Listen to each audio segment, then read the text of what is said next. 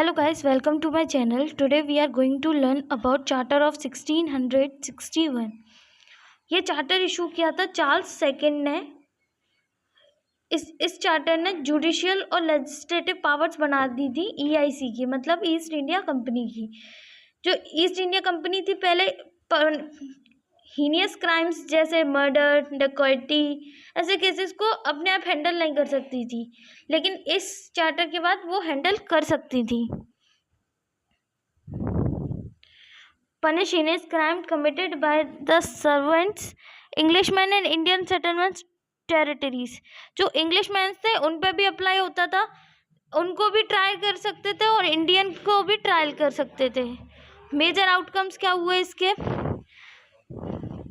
Authority to company to appoint governor and his council for governing the fortresses, मतलब जैसे fortresses बने होते सूरत में, मसूलीपट्टनम में और मद्रास में।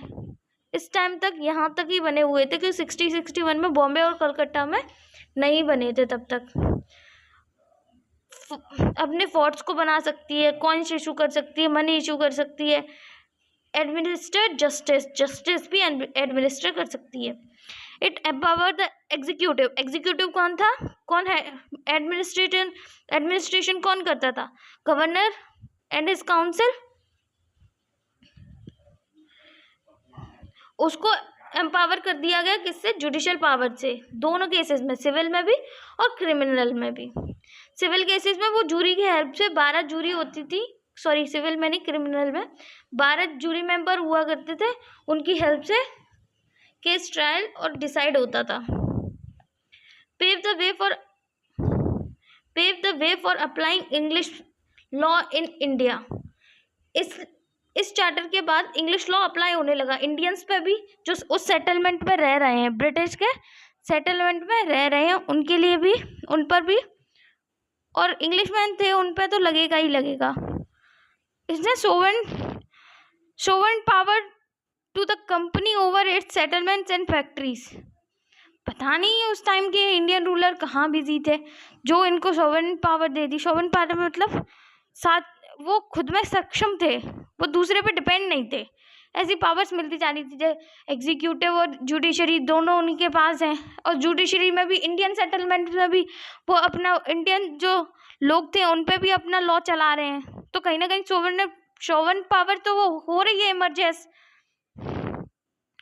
First step in establishing a judicial court in India.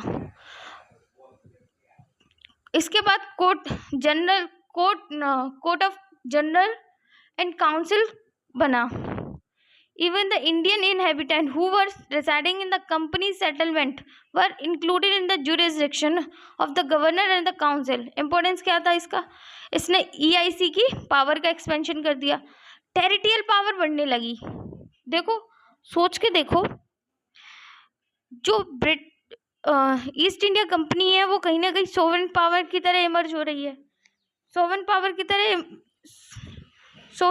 तरह इमर्ज हो रही है, तो कहीं ना कहीं उसकी टेरिtoriयल पावर बढ़ रही है कि नहीं? इसकी नीड क्यों थी? 1600 में जो ब्रिटेन में काफ़ी सिविल वॉर्स चले थे काफ़ी सारे, तो सिविल वॉर्स को ख़त्म होने के बाद मोनार्की रिस्टोर होगी, तो उन्हें प्रॉफिट की नीड हो गई थी। तो रिस्टोर सिविल वॉर्स वगैरह में बहुत लॉस होता है, बहुत ज़्यादा, कोई भी वॉर हो उसमें लॉस होता है। तो उस लॉस को कंप्लीट करने के लिए उन्होंने ये चार्टर इशू किया, जिससे ईस्ट इंडिया कंपनी को पावर दी गई, जिससे वो और भी प्रॉफिट ब्रिटेन को दे सके। Thank you so much for watching my video. Like, comment and share my channel.